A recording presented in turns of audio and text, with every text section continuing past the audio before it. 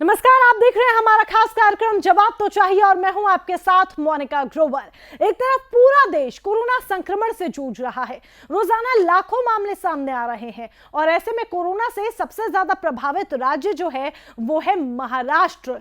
एक तरफ जहां महाराष्ट्र में बीते 24 घंटे में कोरोना के 67,123 नए मामले सामने आए हैं, वहीं दूसरी तरफ कोरोना से लड़ने की बजाय यहां की सरकार कोरोना के जख्मों पर सियासी नमक छिड़कने में व्यस्त है।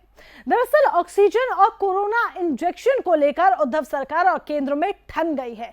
महाराष्ट्र सरकार के मंत्री नवाब मलिक ने केंद्र सरकार पर आरोप लगाते हुए कहा है कि केंद्र ने महाराष्ट्र के लिए रेमडेसिविर इंजेक्शन की सप्लाई पर रोक लगाई हुई है। इसका जवाब देते हुए केंद्रीय मंत्री मनसुख मंडाविया ने कहा कि अगर कोई सबूत है तो दे। वहीं महाराष्ट्र के पूर्व मुख्यमंत्री देवेंद्र फडणवीस ने उद्धव सरकार पर आरोप लगाया कि वो एक दवाई सप्लायर को इसलिए परेशान कर रहे हैं क्योंकि वो बीजेपी नेता से मिले। वहीं शिवसेना के विधायक संजय गायकवाड़ ने देवेंद्र फडणवीस को लेकर एक बहुत बड़ा विवादित बयान दिया। ऐसे में सवाल यही है कि क्या महाराष्ट्र में कोरोना का राजनीतिक संक्रमण हो रहा है? इसी पर आज हम करेंगे चर्चा। तो जिस तरीके से कोरोना के नाम पर महाराष्ट्र में जो पॉलिटिकल ड्रामा चल रहा है, इस पर हम चर्चा करेंगे। कई खास मेहमान भी हमारे साथ जुड़ेंगे। तो कोरोना का राजनीतिक संक्रमण जो है वो गहराता जा रहा है और इस राजनीतिक संक्रमण की अगर हम बात करते हैं तो इस तरीके से एक ड्रामे का रूप ले चुका है महाराष्ट्र में कि इसकी चर्चा हर जगह हो रही है। महाराष्ट्र सरकार केंद्र सरकार पर आरोप लगा रही है कि केंद्र सरकार उन्हें सहयोग नहीं कर रही है, रेमडेसिविर इंजेक्शन महाराष्ट्र में बेचने नहीं दे रही है। यहां तक कि महाराष्ट्र सरकार के मंत्री नवाब मलिक का यह तक दावा है कि 16 कंपनीज हैं जिनके पास 20 लाख इंजेक्शन है, बावजूद इसके केंद्र अनुमति नहीं दे रही है कि वो महाराष्ट्र सरकार को ये इंजेक्शन बेचे। इंजेक्शन होते हुए भी महाराष्ट्र सरकार तक, महाराष्ट्र राज्य तक ये इंजेक्शंस नहीं पहुंच पा रहे हैं। कहीं ना कहीं आरोप सीधे केंद्र पर लग रहा है, लेकिन ये आरोप कितने बेबुनियादी हैं इस बात का पता इस बात से भी चलता है कि तुरंत रिप्लाई आता है केंद्रीय मंत्री का। जी हां, मनसुख मांडविया केंद्रीय मंत्री तुरंत रिप्लाई करते हैं ट्विटर के माध्यम से और ट्विटर जैसे मंच पे इस बात को साझा करते हुए वो सीधे तौर पर कहते हैं कि ये जो तमाम आरोप लगाए गए हैं वो आरोप बेबुनियादी हैं। अगर आपके आरोपों में जरा सा भी दम है तो तथ्यों के साथ इन आरोपों को साबित करके दिखाएं।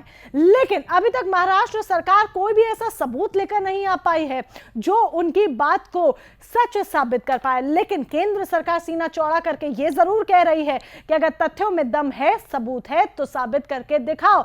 तो क्या महाराष्ट्र सरकार के पास सबूतों की कमी है या फिर जो तमाम दावे किए जा रहे हैं वो तमाम दावे जो है वो खोखले हैं? सिर्फ यही नहीं, महाराष्ट्र सरकार के मंत्री किस तरीके से अपने बड़बोलेपन के लिए जाने जाते हैं, इस बात का भी ताजा नमूना, ताजा उदाहरण एक बार फिर देखने को मिला है। क्योंकि संजय गायकवाड़ महाराष्ट्र सरकार में विधायक है, उन्होंने ये तक कहा कि कोरोना वायरस अगर उन्हें मिल जाए तो वो देवेंद्र फडणवीस के मुंह में उसे डाल देंगे। ये कैसा अटपटा और विवादित बयान है और किस तरीके की नीची सोच वो रखते हैं। और न सिर्फ नीची सोच रखते हैं संजय गायकवाड़, बल्कि एक ऐसी महामारी जिससे तमाम लोग मृत्यु को प्राप्त हो रहे हैं, एक ऐसी महामारी जिससे लोग डरे हुए हैं, सहमे हुए हैं, मौत के मुंह में जा रहे हैं। हालांकि सुदर्शन न्यूज लगातार ये कह रहा है कि कोरोना से डरने की जरूरत नहीं है, लड़ने की जरूरत है, क्योंकि अगर आप डरेंगे तो यह आपकी रोग प्रतिरोधक क्षमता को और ज्यादा कमजोर बना देगा और इससे वायरस आपको और जल्दी अपनी चपेट में ले लेगा। लेकिन ये एक अलग बात है। अहम बात यह कि किस तरीके से एक ऐसी महामारी जो लोगों को काल के गाल में की तरफ ढकेल रही है, एक ऐसी महामारी जो लोगों को मौत के मुहाने पर लाकर खड़ा कर देती है, किस तरीके से मौत के साथ संघर्ष किया जा रहा है, जिंदगी और मौत के बीच संघर्ष किया जा रहा है, ये लाखों लोग इस समय महसूस कर रहे हैं। जाकर अस्पतालों में संजय गायकवाड़ को जाकर देखने की स्थिति देखने की जरूरत है कि अस्पतालों में क्या स्थिति है। बेड्स अवेलेबल नहीं है, इतनी ज्यादा संख्या में मरीज हैं कोरोना से जो जूझ रहे हैं, उनके पास बेड्स की अस्पतालों में कमी पड़ रही है। देश भर के हम दिल्ली में भी बात करें तो दिल्ली में भी बेड्स की कमी पड़ रही है। महाराष्ट्र सरकार खुद अपनी बात भी कर रही है, तो बेड्स की कमी पड़ रही है। मरीज किस तरीके से तड़पते हुए अस्पतालों में बेड पर लेटे हुए रोजाना जिंदगी और मौत से ये जंग लड़ रहे हैं, कोरोना संक्रमण को हराने की कोशिश कर रहे हैं, इस महामारी का मजाक उड़ाते हुए महाराष्ट्र सरकार के ये नेता नजर आ रहे हैं। तो जरा सोचने की जरूरत है कि कितनी ओछी राजनीति पर अब ये नेतागण आ चुके हैं और कितनी ओछी राजनीति ये करेंगे। क्या यही ओछी राजनीति के लिए जनता ने इन्हें इस कुर्सी पर बिठाया है? जनता ने इनके हाथ में अब सत्ता सौंपी है, जनता ने इनके हाथ में वो ताकत सौंपी है कि वो इनका प्रतिनिधित्व कर सके, इनकी देखरेख कर सके। लेकिन ये कैसी देखरेख हो रही है जहां पर ये पॉलिटिकल ड्रामा हो रहा है? समझने की जरूरत है सरकारों को कि आपस में लड़ने की बजाय कोरोना से लड़ने की जरूरत है। ये अहम बात है कि आपस में लड़ने की बजाय कोरोना से लड़ने की जरूरत है। और इस पर बात करने के लिए हमारे साथ हमारे खास मेहमान भी जुड़ चुके हैं। अपने मेहमानों का स्वागत करना चाहूंगी। रमेश ठाकुर राजनीतिक विश्लेषक हमारे साथ जुड़े हैं। माफी चाहूंगी, रमेश ठाकुर जी कुछ ही देर में हमारे साथ जुड़ेंगे, जो कि राजनीतिक विश्लेषक है। लेकिन फिलहाल हमारे साथ शिवसेना का पक्ष रखने के लिए कपिल जायसवाल जी जुड़ चुके हैं और बीजेपी प्रवक्ता अली दारूवाला हमारे साथ जुड़ चुके हैं। आप दोनों खास मेहमानों का बहुत बहुत स्वागत है। अली दारूवाला जी, मैं पहले सीधे आपका रुख करना चाहूंगी, क्योंकि महाराष्ट्र सरकार लगातार यही आरोप लगा रही है कि केंद्र सरकार की तरफ से हमें समर्थन नहीं मिल रहा है, सहयोग नहीं मिल रहा है। महाराष्ट्र में अगर आज कोरोना के इतने ज्यादा मामले हैं तो उसकी एक बड़ी वजह केंद्र सरकार है, क्योंकि केंद्र सरकार सपोर्ट नहीं कर रही है कोरोना से जंग लड़ने में महाराष्ट्र सरकार की। क्या कुछ कहेंगे? मैम, सबसे पहले मैं ये इससे बिल्कुल सहमत नहीं हूं। ये जो इनका अपयश है, ये अपयश छुपाने के लिए ये अपना जो जिम्मेदारी है दूसरे पे लादने का काम कर रहे हैं। जब आप खुद काम नहीं कर सकते तो आप इसको और उसको आप जिम्मेदार ठहराते हो। हमारे जो लीडर ऑफ ऑपोजिशन है माननीय देवेंद्र फडणवीस साहब, इन्हें लगातार रात दिन यहाँ पर remdesivir medicine, beds, oxygen beds, ventilators, इसको लाने का वो रात दिन प्रयास कर रहे हैं। अगर किसी को नाम रखते हैं, अगर किसी के ऊपर ये जिम्मेदारी थापते हैं, मेरा एक ही सवाल है, माननीय उद्धव ठाकरे जी, आप है कहां? आप एक भी जिले में, एक भी सिटी में, महाराष्ट्र में आप दिखे क्यों नहीं? आप कोई कोविड सेंटर में गए क्यों नहीं? अगर आप इतना संवेदनशील है आप लोगों के लिए, आप नजर क्यों नहीं आते हो? आप घर बैठ के स्काइप पे और वीडियो कॉन्फ्रेंसिंग पे आप ये महाराष्ट्र चलाना चाहते हो इस वक्त? मेरा ये सवाल है मोनिका मैम जी। तो कहीं ना कहीं आपको ये शिकायत है कि सीएम खुद धरातल पर काम नहीं कर रहे हैं। कपिल जायसवाल जी, मैं पहले तो ये कहना चाहूंगा कि मोदी जी कितने अस्पताल में गए हैं या क्या किया है, ये डिबेट का विषय नहीं है। आरोप प्रत्यारोप होते रहेंगे। यहाँ कोरोना जैसी गंभीर बीमारी के लिए बैठे हुए हैं। तो मैं विनती करूंगा कि किसी तुच्छ प्रकार की राजनीति कम से कम यहाँ तो ना करे, क्योंकि हम बहुत संकट से लड़ रहे हैं। कोरोना किसी एक पक्ष की या एक जात की या एक धर्म की या एक देश की बीमारी नहीं है, ये सारी दुनिया में हाहाकार मचा चुकी है और इसके लिए हम डिबेट कर रहे हैं। उल्टा ये नहीं है कि ये देखो जायसवाल जी, स्टार्ट यही है, कुछ नहीं उनका आप सवाल करो कि आप मोदी जी क्या कहते हैं कि 40 दिन में सरकार गिरेगी, ये काम कर रहे हैं। जायसवाल जी, अरे आप पंतप्रधान के बारे में नहीं, महाराष्ट्र के बारे में पूछ रहे हैं। लड़ने के लिए यहाँ नहीं बैठे हैं, हमको कोरोना से लड़ना है। क्या कर रहे हो? पहले सुन लेते हैं उनकी बात। आप विरोधी पक्ष को क्यों सवाल पूछते हो? आप क्या कर रहे हो साहब, प्लीज बताओ हमको। कपिल जायसवाल जी, देखिए हम क्या कर रहे हैं, सरकार क्या कर रही है, सारी दुनिया देख रही है। लेकिन मैं ये कहूंगा बड़े आदर के साथ कि केंद्र से हमको जो सहयोग चाहिए वो नहीं मिल रहा। क्या सहयोग नहीं मिल पा रहा है, बताइए। आ रहा हूँ, इस बात पे मैं आ रहा हूँ। दूसरी चीज, उद्धव ठाकरे जी ने जितने शांति के साथ इस चीज को संभाला है और आज भी संभाले और आगे भी संभालेंगे, बिल्कुल संभालेंगे। इसका मतलब ये नहीं कि उद्धव जी जाके हर कोविड सेंटर में जाके खड़े हो जाए या पेशेंट से मिले। क्या सहयोग नहीं मिल पा रहा है? मैं माफी चाहूंगी, यहाँ पर मुझे थोड़ा सा विलंब डाल रही हूँ मैं चर्चा में, क्योंकि मुझे एक छोटे से ब्रेक के लिए यहाँ पर रुकना पड़ रहा है। जल्द लौटेंगे और फिर जानेंगे कि आखिर किस तरीके का सहयोग शिवसेना चाहती है, महाराष्ट्र की सरकार चाहती है, महाविकास अघाड़ी सरकार चाह रही है, और वो कौन सा सहयोग है जो केंद्र सरकार की तरफ से नहीं मिल पा रहा है। हम बात कर रहे हैं किस तरीके से कोरोना के नाम पर जो पॉलिटिकल ड्रामा है, वो पॉलिटिकल ड्रामा महाराष्ट्र में चल रहा है। बात करने के लिए हमारे साथ हमारे खास मेहमान जुड़े हुए हैं। एक बार फिर से आपका परिचय उनसे करा देते हैं। कपिल जायसवाल जी शिवसेना का पक्ष रखने के लिए हमारे साथ हैं। अली दारूवाला जी हमारे साथ बीजेपी के प्रवक्ता जुड़े हैं और साथ ही हमारे साथ रमेश ठाकुर जी भी जुड़ चुके हैं, राजनीतिक विश्लेषक हैं। रमेश ठाकुर जी, आपका भी बहुत बहुत स्वागत है इस चर्चा में। कपिल जी का रुख करूंगी। ब्रेक में जाने से पहले कपिल जी से बात हो रही थी। कपिल जी, वो कौन सी ऐसी बातें हैं या कौन सी आपकी ऐसी मांगे हैं जिन पर केंद्र सरकार सहयोग नहीं कर रही है? मैं स्पष्ट पहले वो मांगे जानना चाहती हूं, फिर हम इधर उधर की बात करेंगे। देखिए, पहले तो उद्धव जी ने विनती की थी कि यहाँ पे ऑक्सीजन की बहुत कमी है, उसके लिए एयरफोर्स के थ्रू या किसी करके ऑक्सीजन पहुंचाने की व्यवस्था की जाए। ये आरोप नहीं लगाया है, ये विनती की गई है महाराष्ट्र गवर्नमेंट की तरफ से।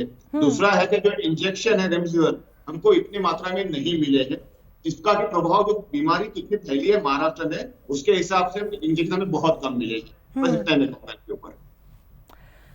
हमारे साथ अली दारूवाला जी जुड़े हुए हैं। अली दारूवाला जी, बताइए। बिल्कुल सहयोग नहीं कर रहे हैं। आवाज आ रही है मैम? जी जी बिल्कुल आ रही है। जी आ रही है। या सबसे पहले इन्होंने मांग 1.5 साल बाद आज की है। मुझे ये कहो कि ये कोरोना आज आया, कल आया, परसों आया? मांग को छोड़िए ना अली दारूवाला जी, मांग को छोड़िए ना कि कब की मांग की है ना, सहयोग मांगा है ना। ऑक्सीजन का जो प्रोडक्शन है उसको रिवाइव करने का काम ये लोग कर रहे हैं। इसके ऊपर निगरानी माननीय हमारे हर्षवर्धन जी मिनिस्टर जो हेल्थ के स्वास्थ्य के हैं, वो खुद यहाँ पर on the ground, Piyush Goyal ji यहाँ पर इस काम का पूरा मुआयना कर रहे हैं। यहाँ पर जो शुगर फैक्ट्रीज है, शुगर फैक्ट्रीज को ऑक्सीजन जो उनके अंदर प्रोडक्शन को लगता था, वो उनको विनती करके यहाँ पे डाइवर्ट करने का हमने सजेशन भी इनको दिया है। और रहा रेमडेसिविर का मैम, रेमडेसिविर का जो इतना बड़ा खुलासा 2 दिन पहले सारा एक्सपोर्ट मिनिस्टर साहब ने बंद कर दिया देश में। अब सारा माल यहाँ पर आने वाला है। ये मैम जो आर्टिफिशियल जो महाराष्ट्र में ये लोग ने जो किया है बेड्स का, वेंटिलेटर्स का, ये मेन मुद्दे से ध्यान हटाने के लिए, और हम सब इनके जाल में फंस गए। जो चल रहा था महीने भर से, जैसा इन्होंने कहा हम राजकारण नहीं करना चाहते, बिल्कुल we don't want to do politics, मगर ये सिस्टमैटिकली यहां से ध्यान हटाने के लिए सबसे पहले इन्हें वैक्सीनेशन सेंटर्स बंद कर दिया।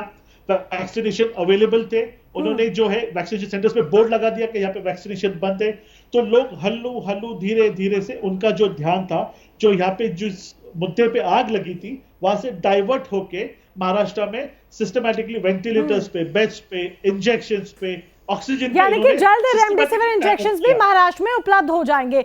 लेकिन कपिल जी, आपके मंत्री नवाब मलिक तो ये कह रहे हैं कि रेमडेसिविर इंजेक्शंस महाराष्ट्र में है ही नहीं है, बल्कि केंद्र सरकार चाहती ही नहीं है कि महाराष्ट्र में आए, महाराष्ट्र को बहुत कम दिए गए हैं, जबकि सरकार की तरफ से तो रेमडेसिविर इंजेक्शंस पहुंचाए जा रहे हैं।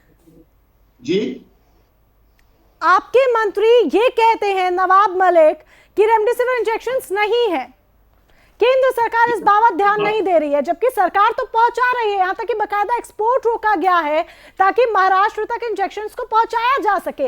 बावजूद इसके जो आरोप लगाए जा रहे हैं, तो फिर ये आरोप तो सीधे तौर पर बेबुनियाद हो गए। क्या खोखले आरोप लगाए जा रहे हैं जबरदस्ती की राजनीति करने के लिए? मोनिका जी, देखिए, पहली बात तो महाराष्ट्र की आबादी 12 करोड़ है, इसमें जो पेशेंट निकले हैं इसकी संख्या बहुत है, और जिसके प्रमाण में हमको जितने इंजेक्शन मिलने चाहिए थे उतने नहीं मिले हैं, पहली चीज। दूसरी चीज मैं ये कहूंगा कि नवाब मलिक ने जो बात कही है बहुत सोच समझ कर कही है, जो सच है, बिल्कुल एक सिस्टम है। क्यों उत्तर प्रदेश में कमी, गुजरात में, अरे गुजरात में बीजेपी के ऑफिस में इंजेक्शन फ्री में बांटे वहां जा रहे थे, कैसे अवेलेबल होते हैं वहां पर? क्यों होता है ऐसा? एग्जैक्टली। तो बंगाल के इलेक्शन चल रहे हैं भाई साहब, वो सिस्टमेटिक राजनीति के तहत ये हो रहा है। उससे ध्यान हटाने के लिए ये महाराष्ट्र का नाम बदनाम कर दिया केंद्र सरकार के जो प्रवक्ता बैठे हैं वो, और यहाँ के जो विरोधी पक्ष नेता है, ना समझे बड़े बयान दे रहे हैं कि सरकार 40 दिन में गिरेगी। अरे कोरोना से लड़ना है कि सरकार को गिराना है विरोधी पक्ष नेता को? कपिल जायसवाल सबसे जी, पहले ये लोगों कपिल की जायसवाल जी, दिशा कर रहे हैं, मोनिका मैम। जी आपका एक रिएक्शन सेकंड। हम जानेंगे इस पे, बिल्कुल आपका रिएक्शन जानेंगे। माफी चाहूंगी, एक छोटा सा ब्रेक यहाँ पर मुझे लेना पड़ रहा है, एक छोटा सा ब्रेक, जल्द लौटेंगे और फिर कपिल जायसवाल जी का रुख करेंगे, उनका रिएक्शन जानेंगे और साथ ही रमेश ठाकुर जी से, जो कि राजनीतिक विश्लेषक हमारे साथ जुड़े हैं, उनसे बात करेंगे कि कोरोना से लड़ने की इस वक्त में ज्यादा जरूरत है या फिर केंद्र वर्सेस महाराष्ट्र की जरूरत है। वक्त एक छोटा सा ब्रेक, जल्द लौटेंगे। समय ना गवाते हुए हमारी चर्चा को आगे बढ़ाते हैं। रमेश ठाकुर जी हमारे साथ राजनीतिक विश्लेषक भी जुड़े हुए हैं। रमेश ठाकुर जी, पूरी बात आपने सुनी, आपके सामने सारी चर्चा हुई, जिस तरीके से यहाँ पर कोरोना संक्रमण के नाम पर पूरा राजनीतिकरण देखने को मिल रहा है और एक तरफ केंद्र सरकार है, एक तरफ महाराष्ट्र सरकार है, दोनों के बीच में आरोप प्रत्यारोप चल रहे हैं। क्या ये वक्त एक ऐसा वक्त है जहां पर सबको मिलकर, चाहे वो महाराष्ट्र की सरकार हो, चाहे किसी अन्य राज्य की सरकार हो और केंद्र सरकार हो, इन सबको मिलकर लड़ने की जरूरत है या फिर आपस में लड़ने की जरूरत है? क्या आपको लगता है this is the correct time लड़ाई लड़ने का, पॉलिटिकल लड़ाई लड़ने का, इस तरीके से पॉलिटिकल ड्रामा क्रिएट करने का? देखिए मोनिका जी, मुझे लग रहा है दुर्भाग्य कि ऐसा हो नहीं पा रहा है। ये वो वक्त है जिस समय संकट से हम लोग गुजर रहे हैं। इस समय कोई पर्टिकुलर किसी राज्य की सरकार का मसला नहीं होना चाहिए, सेंट्रल गवर्नमेंट का मसला नहीं होना चाहिए। इस समय सामूहिक तरीके से उस लड़ाई के साथ में लड़ना चाहिए जिस लड़ाई को हम लोगों को हराना है, जिस चैन को हम लोगों को तोड़ना है। दुर्भाग्य कि ऐसा हो नहीं पा रहा है। अब वैक्सीन को लेके कुछ राज्यों, मैं सिर्फ महाराष्ट्र की बात नहीं कर रहा हूँ, दो एक राज्य ऐसे में उन्होंने भी आरोप लगाया कि हम लोगों को वैक्सीन जिस हिसाब से मिलनी चाहिए वो मिलनी नहीं चाहिए। मुझे लग रहा है यहाँ पे सेंट्रल गवर्नमेंट ऐसा कर नहीं रही है। सेंट्रल गवर्नमेंट इस मामले में भेदभाव नहीं कर रही है। हाँ, वैक्सीन के डिस्ट्रीब्यूशन को लेके, वैक्सीनेशन को लेके जो तरीका उनको अपनाना चाहिए था वो अपनाया नहीं गया। अब आपने कह दिया कि 45 से ऊपर के जितने भी लोग हैं उनको आप वैक्सीन लगाओगे और उसके बाद जो वॉलंटियर हैं, चाहे हेल्थ से जुड़े हुए लोग हों, सरकारी कर्मचारी हों या और भी डिपार्टमेंटल हो, उनको आप लगाए जाओगे।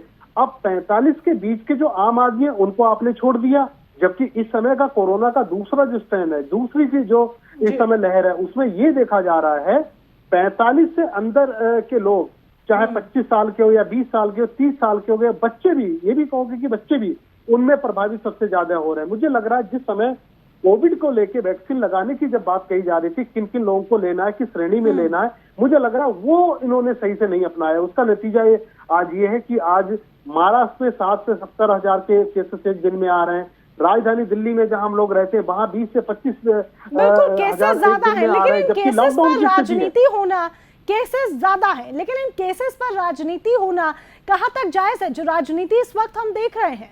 नहीं, देखो राजनीति का, मोनिका जी मैंने कहा राजनीति करने के बड़े मौके आते हैं। जब चुनाव होता है तब आप राजनीति कर लो, सरकार बनती है, गिरती है, बिगड़ती है, तब करो। इस समय एक जान माल के ऊपर एक संकट आया हुआ है। एक व्यक्ति चाहे कोई भी हो, सबके जान पे खतरा मंडरा रहा है। आप उस खतरे को टालना है, आपको उस खतरे को हटाना है। इस समय सेंट्रल गवर्नमेंट और स्टेट गवर्नमेंट को एक साथ में कोऑर्डिनेशन इतना बढ़िया होना चाहिए, काम करने की जरूरत है। कपिल जी, सबको एक साथ मिलकर काम करने की जरूरत है और ये सच्चाई है। साथ मिलकर आरोप प्रत्यारोप से कुछ नहीं होगा, लड़ने से कुछ नहीं होगा। ये वो वक्त है जहां हम सब लोगों को एक साथ एकजुट होकर लड़ना होगा ताकि इस महामारी को हराया जा सके। डरने की जरूरत नहीं है, ना ही एक दूसरे से भिड़ने की जरूरत है। अब महाराष्ट्र सरकार क्या कर रही है ताकि जो लगातार बढ़ते आंकड़े हैं महाराष्ट्र में, सबसे ज्यादा आंकड़े महाराष्ट्र में ही हैं जो तेजी के साथ बढ़ रहे हैं, उन्हें रोका जाए।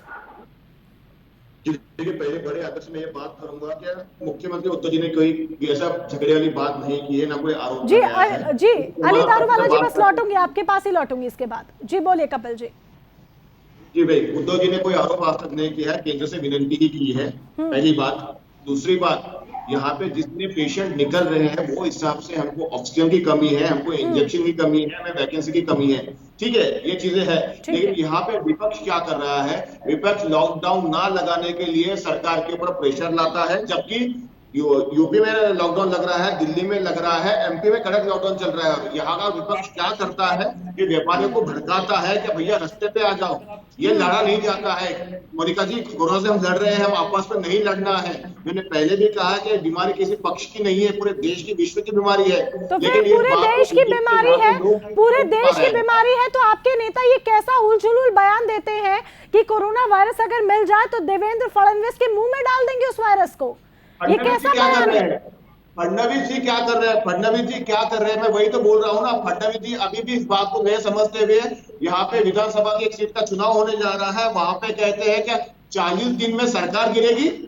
मतलब फडणवीस जी कोरोना से ना सर वो तो पॉलिटिकल चीजें है ना, वो तो पॉलिटिकल चीजें हैं। अभी रमेश ठाकुर जी ने क्या कहा, अभी रमेश ठाकुर जी ने क्या कहा, जो मुद्दा है राजनीति का आप बेशक कीजिए, लेकिन कोरोना के नाम पर राजनीति मत कीजिए। एक ऐसी महामारी जिससे लोग मर रहे हैं, आप उस महामारी का मजाक बना रहे हैं कि एक नेता के मुंह में आप वायरस डाल देंगे।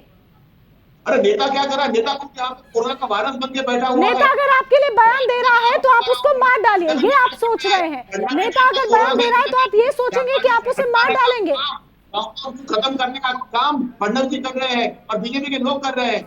ऐसे खत्म हुआ कोरोना, लॉकडाउन का विरोध किया जाता है, अरे हम ये रास्ते बंद करा देंगे। सर जो राजनीति के मुद्दे हैं, रमेश ठाकुर जी ने भी कहा, मैं भी आपको कह रही हूँ, वो अलग मुद्दे हैं। सरकार गिराना नहीं गिराना, सरकार गिर रही है नहीं गिर रही है, वो अलग मुद्दे हैं। लेकिन मुद्दा मैं ये कह रही हूँ, एक ऐसी महामारी जिससे तमाम लोग मर रहे हैं, जिंदगी और मौत के बीच जंग लड़ रहे हैं। अस्पतालों में जाकर स्थिति देखिए, अपने एसी कमरे से बाहर निकलिए, अस्पतालों में देखिए कैसे लोग जिंदगी और मौत के बीच जंग लड़ रहे हैं, और आप उसका मजाक उड़ा रहे हैं।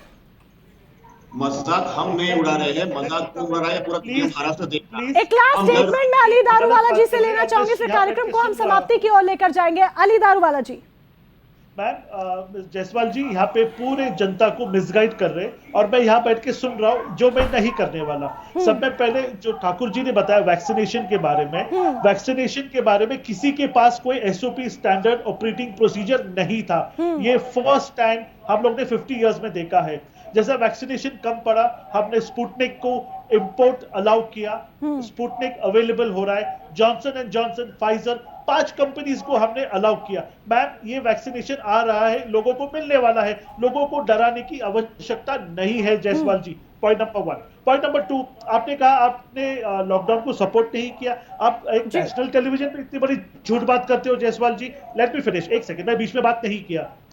जब इनकी ऑल पक्ष की जो मीटिंग हुई मैम, उसके अंदर देवेंद्र फडणवीस जी, माननीय हमारे चंद्रकांत दादा पाटिल जी ने इन्हें खुलेआम सपोर्ट किया। इन्होंने कहा कि हम दुकानें बंद रखेंगी।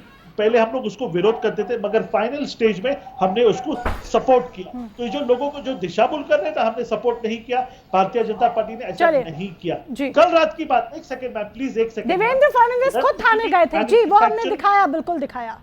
चलिए, आप सभी खास मेहमान हमारे साथ जुड़े, इस चर्चा में शामिल हुए, उसके लिए बहुत बहुत धन्यवाद आपका। लेकिन देखिए, एक अहम पॉइंट है जिसके लिए हम यहाँ पर जरूर कहना चाहेंगे। एक पहली बात, कोरोना से डरने की जरूरत नहीं है, लड़ने की जरूरत है। और ये महाअभियान सुदर्शन न्यूज ने शुरू किया है जनहित में जारी करने के लिए कि डरिए मत, कोरोना से लड़िए। लेकिन दूसरी बात, इस महामारी का मजाक बनाना और इस महामारी के नाम पर ये पॉलिटिकल ड्रामा क्रिएट करना, इसकी यहाँ पर आवश्यकता नहीं है। क्योंकि यहाँ पर हम सबको मिलकर, चाहे वो महाराष्ट्र की सरकार हो, चाहे किसी अन्य राज्य की सरकार ही क्यों ना हो, केंद्र सरकार, राज्य की सरकारों को मिलकर कोरोना से लड़ने की जरूरत है, ना कि आपस में लड़ने की जरूरत है। कोरोना के नाम पर, ये कोरोना के जख्मों पर सियासी नमक छिड़कना कृपया करके बंद कीजिए। और इसी के साथ फिलहाल के लिए बस इतना ही। देश दुनिया की तमाम अहम खबरों के लिए आप जुड़े रहें सुदर्शन न्यूज के साथ। जय हिंद।